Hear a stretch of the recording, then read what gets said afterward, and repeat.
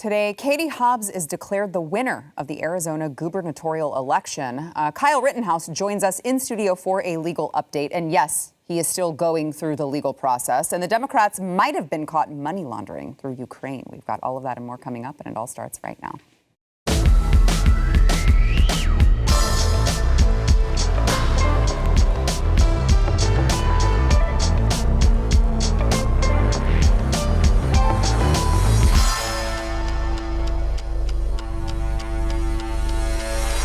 Welcome to the news and why it matters. I'm Sarah Gonzalez, and I am joined today by my good friend, Grant Stinchfield, who is, of course, the host of the Stinchfield podcast, which you need to go get and subscribe to anywhere you get your podcast. Hell yes. It's great to be here. Yeah, I'm glad you're here.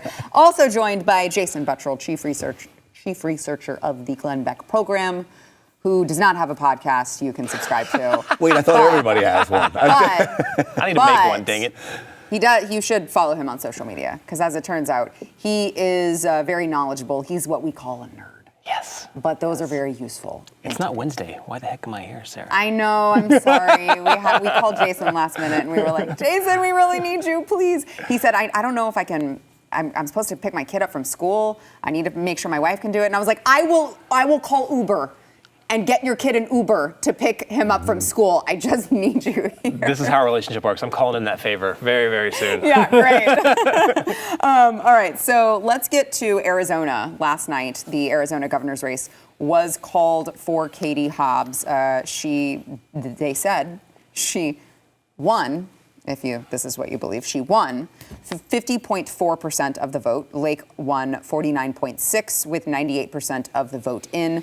After the news broke, Hobbs, of course, tweeted, "Democracy is worth the wait. Thank you, Arizona. I am so honored and so proud to be your next governor." I want to get your quick thoughts on this, gentleman, and then I want to, give a little brief update on what's going on in Maricopa County and what those particular, officials may or may not be doing that, I'm sure is not at all related to Katie Hobbs, who basically ran from her basement, didn't engage in any debates, didn't, really participate at all. All of a sudden, she won. Mm-hmm. And it took this long to get all of the votes in, right? You have Kari Lake, who is, I would say, arguably one of the greatest candidates of all time. It only took a week, Sarah. Yeah, just a full week. Just a full week of tabulating. They said that they were doing it literally around the clock. So it's not like a full week of clocking in and out at 9 to 5, right? This should have been a full week of the hardest work of their lives. Oh, wait a minute though. So a couple Penske trucks driving back and forth, but I'm sure, again, nothing crazy going on there. All of these Maricopa County testimonials from voters who went in and experienced very odd things happening. None of that. This is democracy in action. You got to take into account, guys, just the sheer amount, the population size of Arizona, which is absolutely ridiculously huge at 7 million.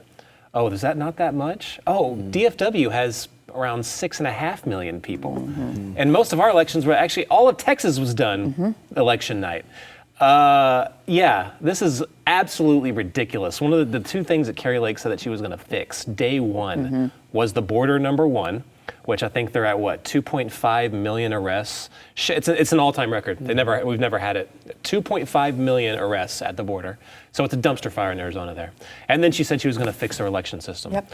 It's obvious that they need to fix their election system, but the voters, I guess, voted that those aren't big issues at all. Makes no sense to me. Well, at least when we're talking about fixing the election system for this particular election, at least we know that we do have someone overseeing it who happens to be the Secretary of State, who, of course, is the Democrat candidate, Katie Hobbs. So surely, it's not like there's a conflict of interest, that there's no funny business happening. The conflict of interest there is clear, but truth is, it all is going to stem from the county. As Ted Cruz tweeted today, when do Democrats win elections? When they stop counting votes, finally, right? Literally just count and count and count until Democrats win. I put Arizona lawmakers on record a couple years ago said, you got to get this system under control. We were told by a lot of real great so-called conservative warriors that they had done all this work in Arizona and they had audited the vote and they were going to do all these things. And I said, you guys didn't. You haven't done enough. And I got blasted by a lot of my fellow conservative friends. And guess what? They didn't do enough. We have a mail-in ballot scheme now, a junk mail-in ballot scheme, which is probably a better way to call it, that is going to be in place for a long time. In Arizona, in Pennsylvania, California, you say, oh, don't worry about California. We got 7 or 8 California congressional races that can decide the balance of power with this junk mail-in ballot scheme. Republicans are going to have to figure out a way how to campaign without campaigning on an election day strategy. That's old news, guys. It really is. It's the old way of doing things. We better go harvest votes. Yes. We better go cure votes. Yes. We better go collect ballots. And I don't, you know what, I'm going to say this? I don't care if you fill them out for your too lazy son who's playing video games. You fill them out for your friends and family and you dump them in a ballot drop box. Because unless we start playing like the Democrats play, we are going to continue to lose election after election. Yeah, the only way that you win that battle is to play the game better. That's it. That's all that you can do. So I want to go into, we've talked a lot on this program about the aptly named Bill Gates, who is the supervisor chairman of Maricopa County. So he's overseeing all of this. Bill Gates, Bill Gates, what are the odds? And so he and Maricopa County recorder Stephen Richer back in 2021 started a political action committee to stop MAGA candidates. This is a PAC that's called Pro-Democracy Republicans of Arizona, and it claims on their website that they are, quote, fighting to keep our democratic institutions alive. The PAC's mission, according to its website, it says it's to affirm the Arizona election wasn't stolen. We Republicans simply had a presidential candidate who lost, while we had many other candidates who won. It's time we Republicans accept and acknowledge that fact. Candidates come and go, but our democratic institutions are long-lasting, and peaceful transitions of power are a hallmark of the United States. We should not abandon this history in favor of conspiracy theorists and demagoguery. Again, no conflict of interest there, all right? Nothing to see. And by the way, that same recorder, Maricopa County recorder Stephen Richer, previously has donated to the far-left group Patriot Takes, which, for those of you who don't know, is like this weird hybrid PAC that describes itself on Twitter as a group of, quote, dedicated researchers monitoring and exposing right-wing extremism and other threats to democracy. When did Kari Lake declare that she was running for governor? Was it in 2020? It had to have been in 2021, right? It was it may not have been end of 2021 into 2022, because I interviewed her at Newsmax when she had just got laid off. I was one of the first interviews that she ever did. And I asked her flat out, are you really a conservative? And so this has to be end of 2021 or beginning of 2022. And she said, yeah. And she said all the right things. And she still reminds me to this day about that interview when she hadn't announced yet, but you could tell she was brewing something.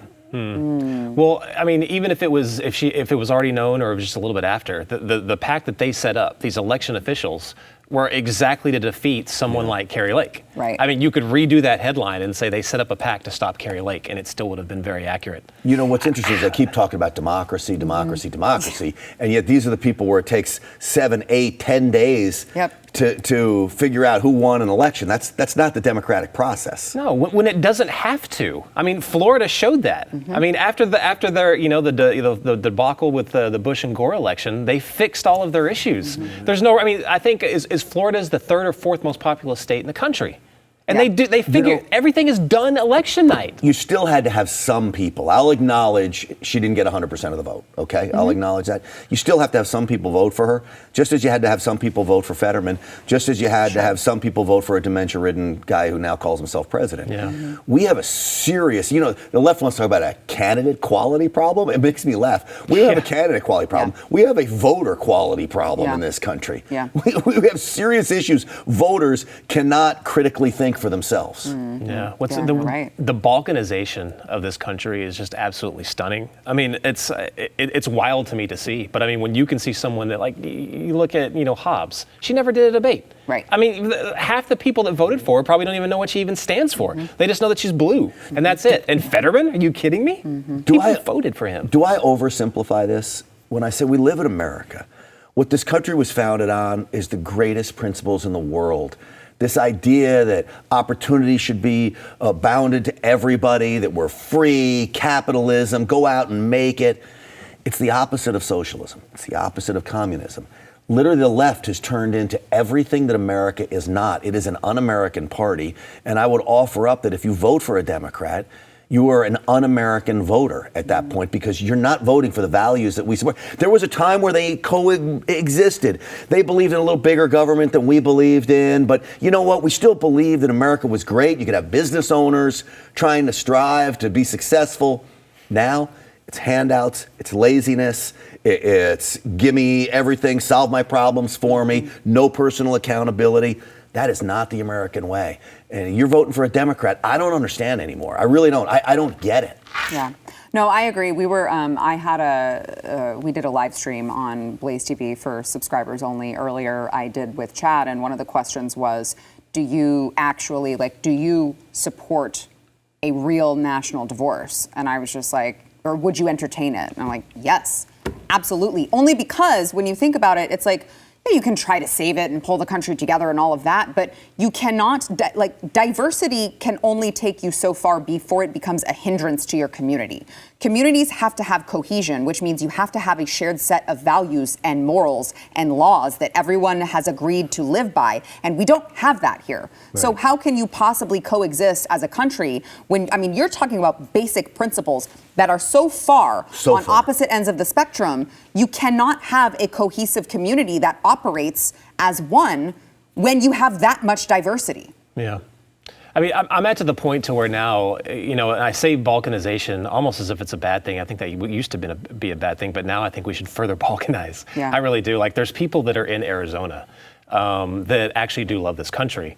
And you're just not going to go anywhere in places like this, or in Pennsylvania. There's a lot of great people in Pennsylvania. You're not going to be able to live the life that you want to, that your parents lived with, if you continue to stay there. What we need to be doing right now is concentrating on fortifying the places that we know are still American-like. Take places like Texas, places like Florida. It's going to be painful, but just get up and move. Yeah. So you're going to have to. Yeah. When I asked myself, what do I do? I don't want to leave America. I love this country. I'm going to go down fighting for America. But then the other option is, okay, you want to move someplace. Where is there in the world to move to? I can't come up with a name. Maybe Texas should secede. Yeah. Maybe we should. Maybe Texas should just become its own nation. And you know what? It would chase all the liberals out. And we'd have a great conservative community here. One state. We'd be one of the largest economies in the world.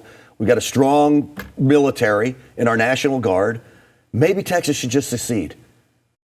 I don't know. But then I'm giving up on America, and I'm not quite ready to do that. It's hard. I know.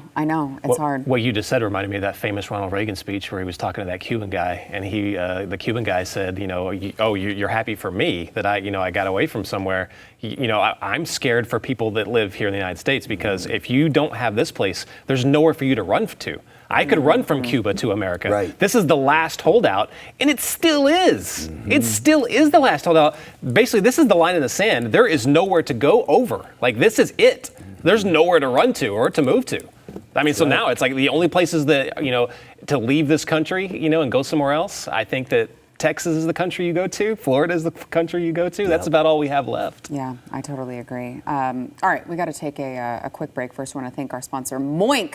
I love Moink because they deliver me amazing meat, like any kind of meat that you could possibly eat, directly to my door. And when you're getting Moink meat, this is the cleanest meat that you are ever going to get. Unlike when you go to the grocery store, you're getting meat that, they dip the chickens in bleach and stuff. They inject some of their hogs with. That's gross. I know, right? With all these chemicals, and I don't even know what they are, but what I do know is that they're banned in a bunch of other countries, but not here.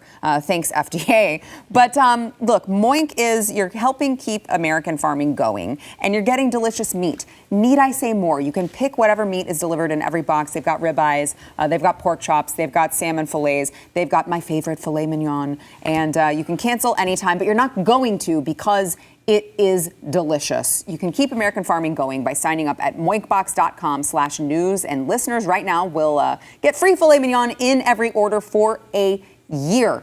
Do not sleep on this, okay? You're going to give up free filet mignon at this point in the game when meat is so expensive everywhere else? Go there, moinkbox.com/news. That's MOINK box.com/news. Saturday will mark 1 year since the acquittal of Kyle Rittenhouse, that kid from Kenosha who was put on trial for defending his own life from criminals who were attempting to take it. Just want to refresh our brains here. Here is the moment Kyle found out the jury's verdict. Watch. As to the first count of the information, Joseph Rosenbaum, we, the jury, find the defendant Kyle H. Rittenhouse not guilty.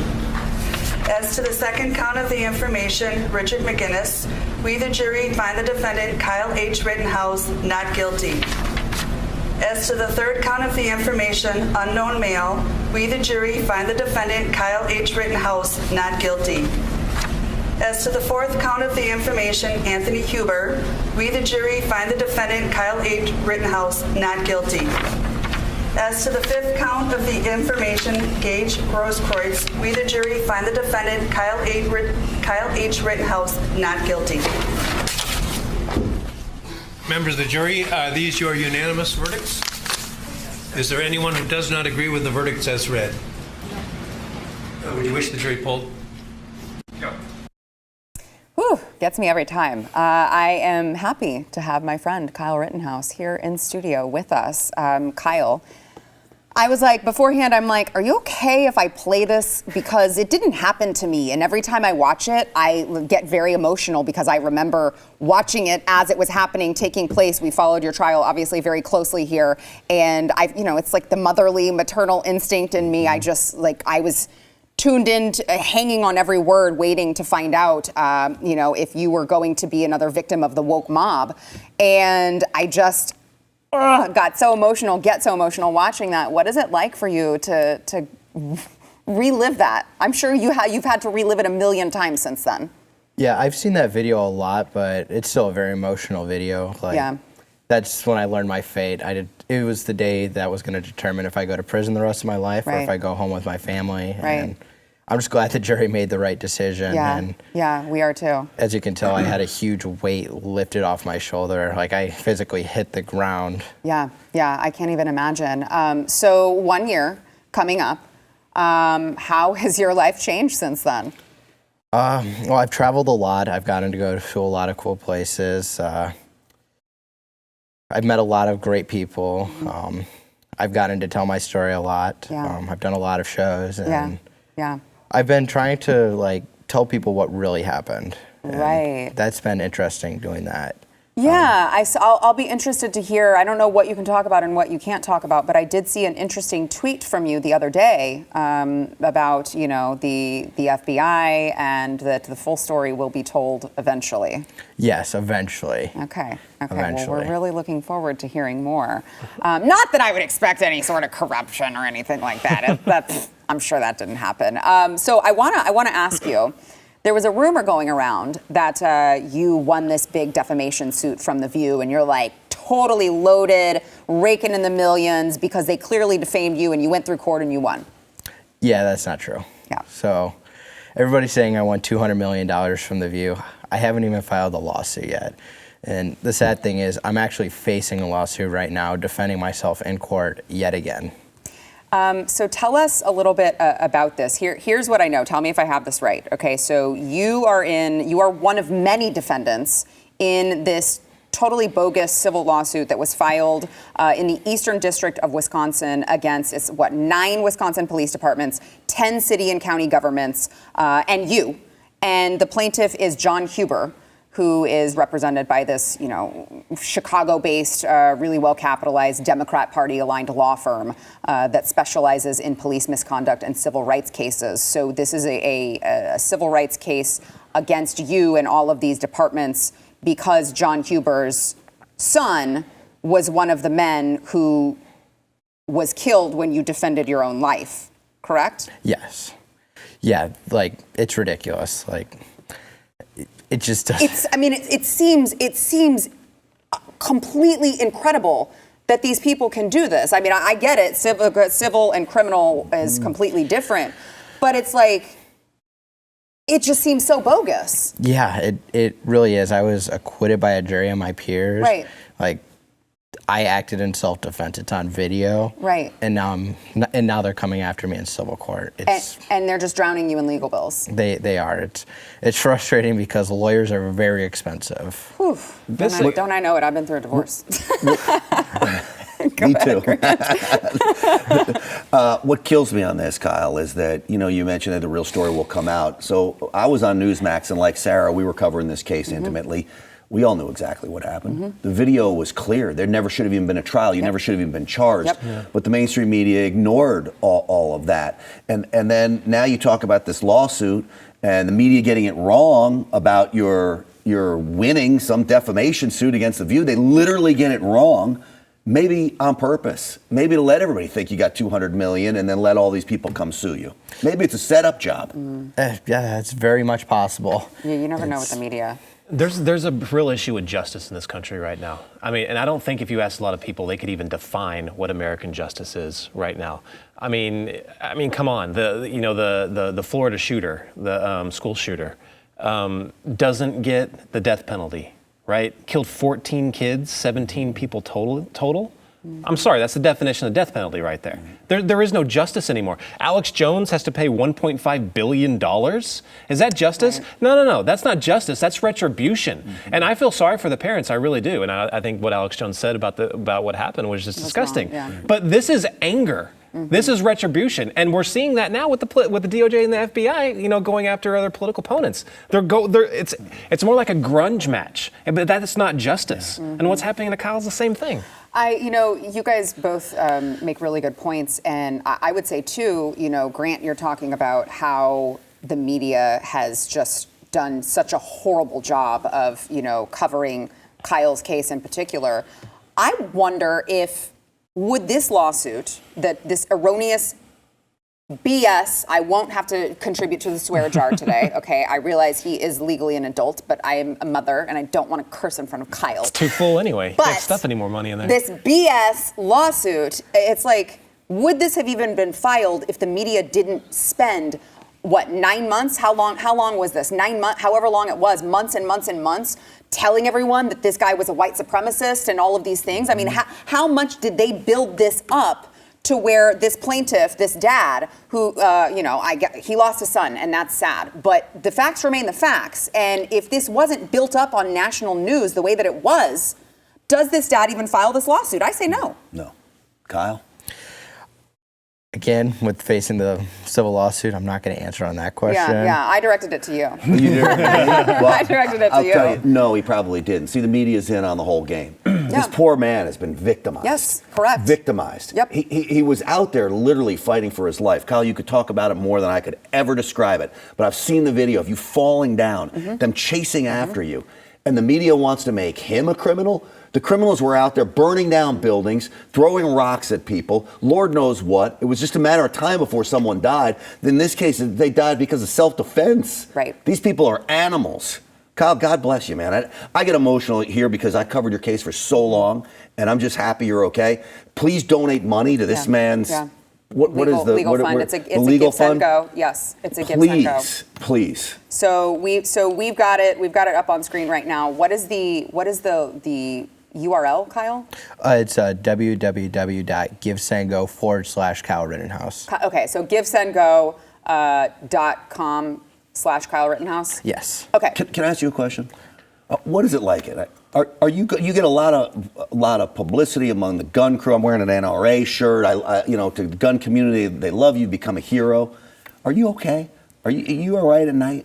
Like, how hard is this? How hard has this been? Yeah. I mean, it's been difficult. There's definitely nights where I don't get any sleep. Like, there's restless nights. It's something I have to live with every day. It's not as easy as people make it out to seem. My life isn't easy, like everybody on the Twitterverse wants to make it seem.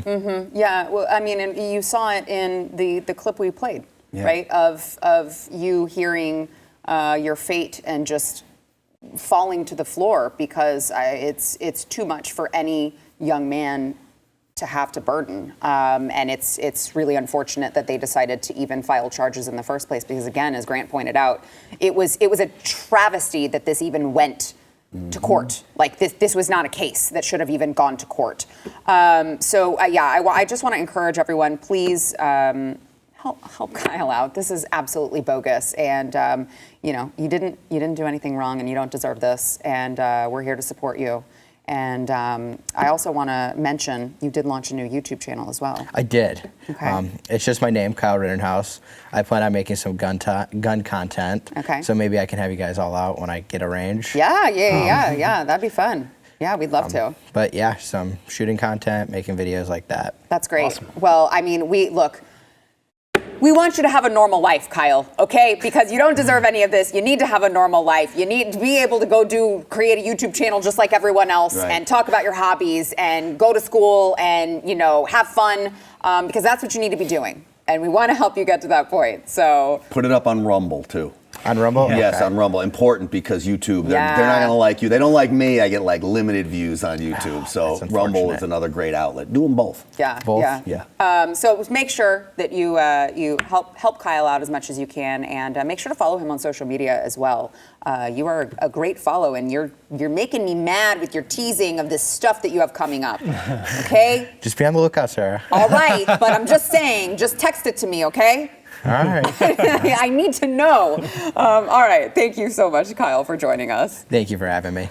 We got to take a quick break. First, I want to thank our sponsor, Birch Gold. So I don't have to tell you, okay? You see it every time you go to the gas pump, every time you go to the grocery store. Inflation is a huge problem right now in our country, and the irresponsible spending from the left is just exacerbating the problem. This year, we witnessed almost every kind of negative economic record, from empty grocery store shelves to 40-year high inflation.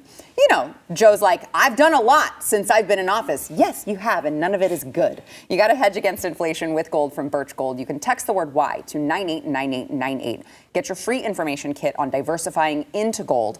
When you do it this month by Black Friday, you will get a free gold bar with every purchase that you make by December 22nd. They are the knowledgeable ones. They're experts. They've been doing it forever. You got to go there. Don't allow the left to devalue your savings. You can text the word Y, again, to 989898. No obligation. It's free. No reason not to do it, guys. The word Y to 989898.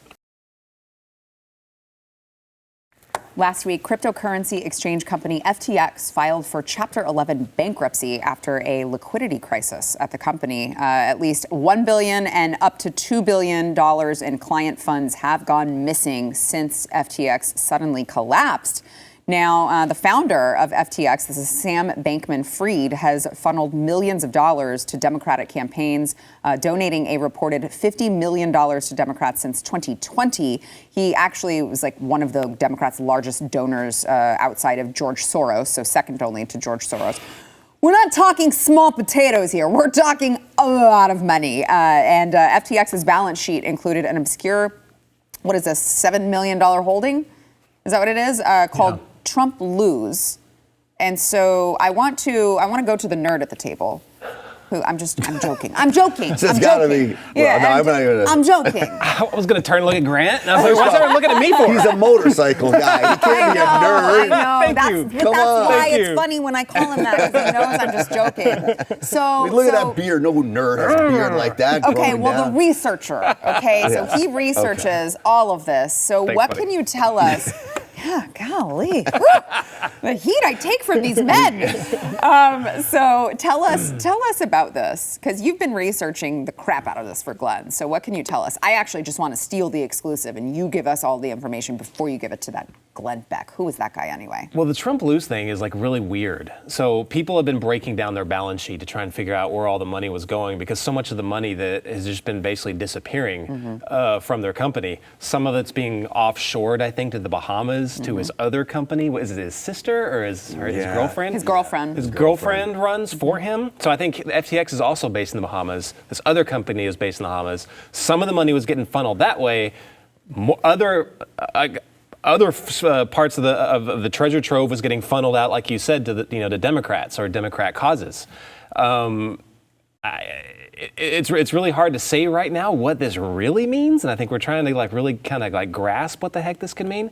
But So we know that back in 2020, when Trump was running against Biden, he set up a thing called Trump lose or Biden win or something like that, or Trump win. I can't remember what it was, but that was back in 2020. So some people are trying to say this Trump lose part on the balance sheet is part of that.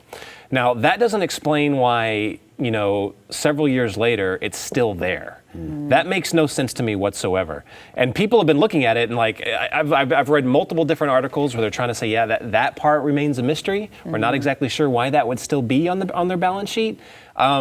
It kind of looks like. Can I put my? I wish that we had that. I know Alex the Stein tinfoil hat. I know. It kind of looks like, and people have pointed out. In fact, is there? Do we have that shot of that? The clip that you asked for. Can we play that really quick? Just let's watch.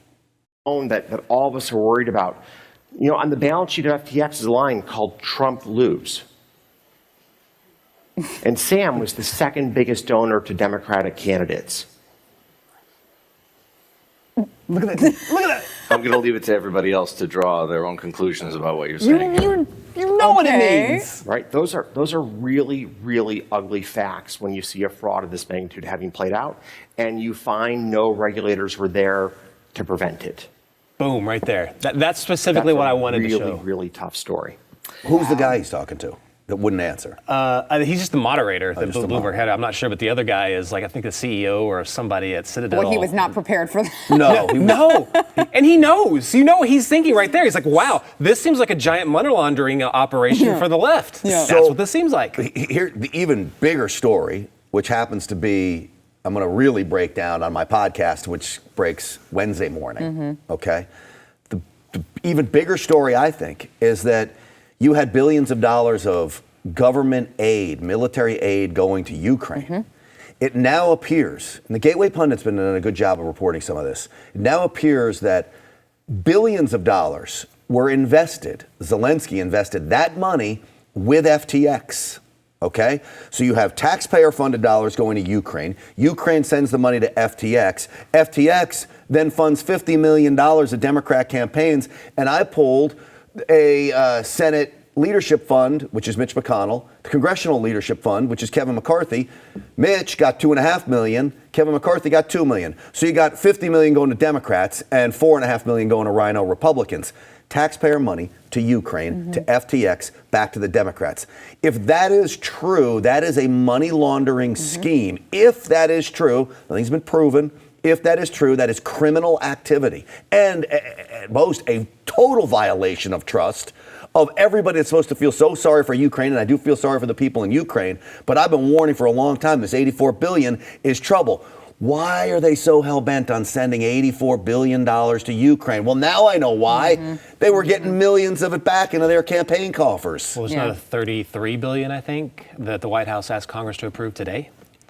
So, I mean, it's every other day. That's interesting. So I heard some people say that Ukraine was investing in FTX, but I hadn't seen that part. Did they have a Ukrainian official has said that that's not true.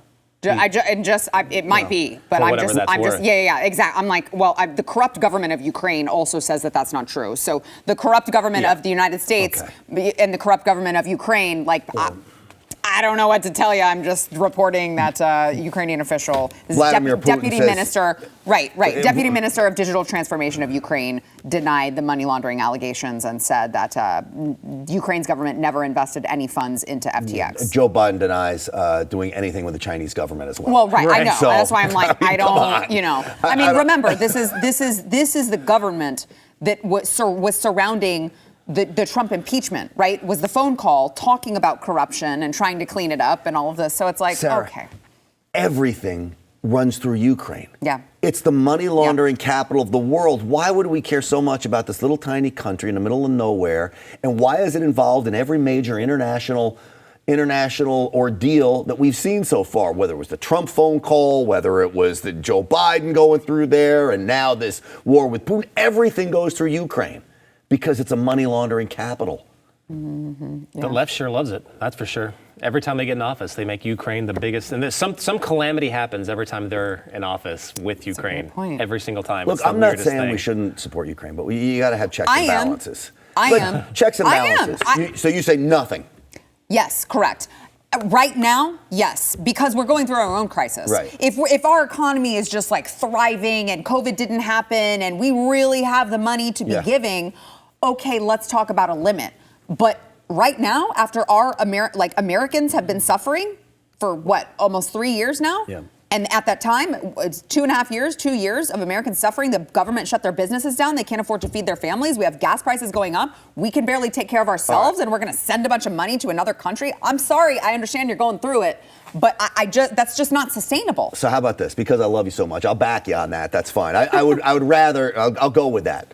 But if you're going to send money. You don't have to. You can disagree. If you're going to send money, how about we stroke the check to the ammunition company and not leave it to Zelensky to decide what he's going to spend money on? How about we stroke the check to Johnson & Johnson for the medical supplies, not rely on Zelensky? Yeah. So if it's better off not to send any money, you can try to convince me on that. I'll be open to it, okay? Right. But if we're going to send it, we need checks and balances. There's none. Why is there no checks and balances? Because I don't believe the guy in Ukraine. I believe they're sending it straight back, whether it's FTX or some other company, who knows? Everybody's getting rich off this deal. I promise you, that $84 billion, Zelensky's going to be a billionaire by the time we're done with this. Well, everyone knows that when you are very serious about fighting in a very, very, very serious, horrible war, you have time to pose for Vogue. All right, we've got to take another quick break. First, we want to thank our sponsor, Patriot Mobile. So, look, Patriot Mobile is a company that you want to partner with because they share your conservative values, and they're putting their monies where their mouth is. They recently donated a bunch of money to help some school board candidates flip seats. And they did. Also, when you're talking about all of these recent Supreme Court wins, Patriot Mobile was behind the scenes fighting that battle as well. And they were successful. So they're going to offer you the same wireless service that you're going to get from any of these big mobile carriers who are likely taking a portion of your money and donating it to left-leaning causes. But you're going to partner with Patriot Mobile, who you know is going to fight and donate that money, portion of your bill, to fight and preserve our God-given rights and freedoms instead. Right now, when you try Patriot Mobile for 2 months, you can get your third month for free, plus get free activation if you go to patriotmobile.com/news. That is patriotmobile.com/news.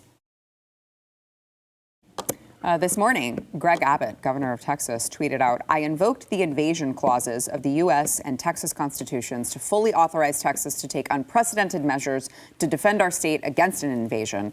I'm using that constitutional authority and other authorization and executive orders to keep our state and country safe." And the attached graphic that he has on there, for those of you who are listening to podcasts, it says that he's going to deploy the National Guard to safeguard our border, repel and turn back immigrants trying to cross the border illegally, deploy the Texas Department of Public Safety to arrest and return to the border immigrants who crossed illegally, and deploy DPS to arrest illegal immigrants for criminal activity, build a border wall in multiple counties, deploy gunboats to secure the border, designate Mexican drug cartels as foreign terrorist organizations, enter into a compact with other states to secure the border, and to enter agreements with foreign powers to enhance border security and provide resources for border counties to increase their efforts to respond to the border invasion. My first thought was, about damn time. My second thought was, I'll believe it when I see it. Yeah. I mean, it's a week after the election, and he does this. That's what I was gonna say. All of us at this table have been saying, you need to do this for months and months and months, if not years. Right. We've been saying invoke the invasion clause, and now a week after the election, he invokes it. Look, great. Better late than never. Let's make sure he does it. I know, Sarah, you on this show will be keeping eyes to make sure he does. Sure will. Let's make sure it happens. But Sure this will. is like, come on, man. If you're a bold leader, then do it before the election. Yeah. You know what I think? I think, sorry to cut you off, Jason. I think, it's my show. It's your so show. I'm kinda, I was about to say. Preach, girl, preach. Yeah, And you're a nerd. And I'm a nerd. okay, but he's a cool nerd. I think that when he realized, because remember, this came right after we found out that Kari Lake was not going to win. I think he realized that Lake was not going to be the one to carry that torch, because as we know, Governor Abbott licks his finger and sticks it up in the air to see which way the wind is blowing and wants to go along with that. So I think he's like, okay, Lake isn't going to be there to carry the torch. I see that this is polling well because the Republicans, the conservatives really love this. I think I'm going to go for it because I've already done my homework to make sure that I'm okay politically before I do it. Right. And it's not a conviction of his. No.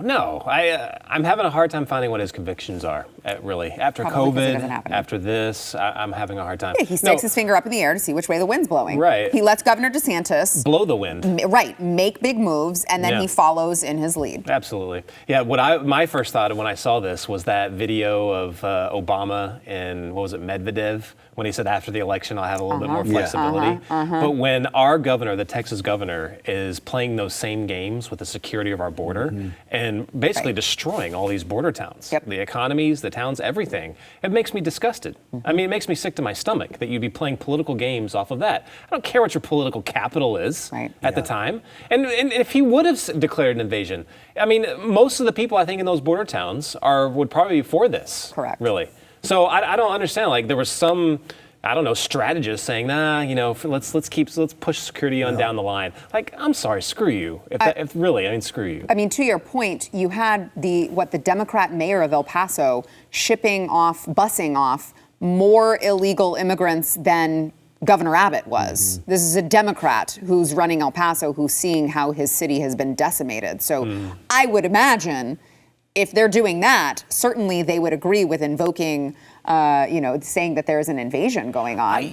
There is an invasion. I mean, you see the numbers, and I think I said earlier, like 2.5. It's a record. Yeah. And unless you follow, what's that really good guy from Fox, Bill something? Illusion. Yes. Yeah. The stuff he's putting out there, Yeah. that should be everywhere. Should be the lead story everywhere. Jorge Ventura at the Daily Caller. Yeah, they're the only ones talking about Mm-hmm. this. I know. And I remember when this was such a huge deal back in 2016 when Trump was running. And rightfully so. This was one of the main issues that led him to the election. It's worse now. It's worse. So much worse. So how is this not a big deal? I want to just throw in here. So funny. I swear this came 20 minutes maybe after Governor Abbott came out and tweeted this about, declaring an invasion. This is from a reporter that says that one of his Abbott budget director, Sarah Hicks, was asked about this tweet very shortly after Governor Abbott tweeted it. And she said, "I don't think it is a change in overall tactic as much as it is a reminder to all of us that this is serious and it demands a full and serious response." So I read that and I was like, okay, this is more of the same. He just wanted to tweet something out that sounded strong. How is it possible you would have one of your own people saying, "I don't think that this is a change in overall tactic"? That's the kind of thing that's maddening. I know. I'm like, and who's running PR over there? Before the election, as a now I call myself a Texan. I've been here 20 years. Before the election, I was a little concerned about Texas. I was a little concerned about Attorney General Paxton's race. I'm pretty sure Governor Abbott was going to win, but I was concerned. So some strategist probably told him, "You can't do this. You're going to just motivate the left, whatever." But what I was so happy, if we want a little positive out of all this, I was so happy how deep red Texas showed itself to be in this midterms. Florida and Texas, they showed themselves to be deep red. We won by double digits in most statewide races. That he could have put this out months ago, and he might have even won by more. Yeah. That it just solidified. When the left was saying, "Oh, Texas is turning purple," we're not even close to being purple. This election set them way back. Yeah, so screw you, Beto. Yeah. We've got to take a break. We'll be right back. Sorry. No, you're good. Yeah, I was, all right, we got about a minute here, and I just really quick, I want to, Jason, I want you to touch on the Russian missiles that crossed into Poland, killed 2 people. There's a ton of speculation about it. I know you had said off air that there are a bunch of people talking about Article 5 and I'm glad we brought it up because it's there's people freaking out on social media and they're all saying Article 5, Article 5, Article 5. Which is if they attack a NATO country, that means like all of NATO has to wage war against that. Right, and there's a lot of people on a lot of sides that really want war. They want Article 5 so they can go in and they can start this war. But I want you to look at it through that lens because there's a lot of things that you need to look at. But anyway, we don't know anything about this. Yeah. It's not an overt attack at all. It's going to be an accident either way. But if it's an accident, they're not going to invoke Article 5. Right. So just temper everything. We don't know all the details. Calm down, for sure. Wait until the details. Zelensky would want Article 5. He absolutely would. 100 million%. That's a great point, Grant. All right, guys, thank you so much. Make sure that you are subscribed to Stinchfield and follow Jason on social media. We'll see you tomorrow. Listen to my podcast.